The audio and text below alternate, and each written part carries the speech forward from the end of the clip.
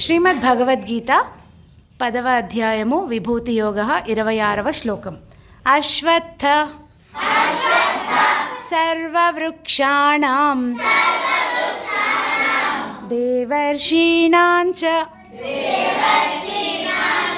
నారదః గంధర్వాణాం చిత్రరథః సిద్ధానాం కపిలో మునిః అశ్వత్థः సర్వవృక్షాణాం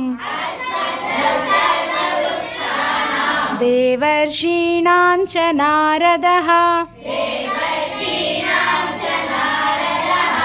గంధర్వాణాం చిత్రరథః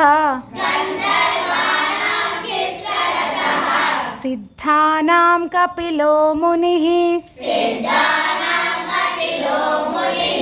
అశ్వత్థः సర్వవృక్షాణాం దేవర్షీణాం చ నారదః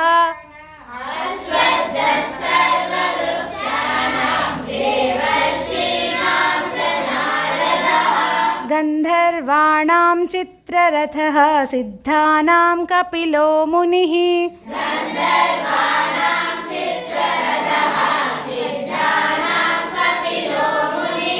అశ్వత్థः సర్వవృక్షాణాం దేవర్షీణాం చ నారదః గంధర్వాణాం చిత్రరథః సిద్ధానాం కపిలో మునిః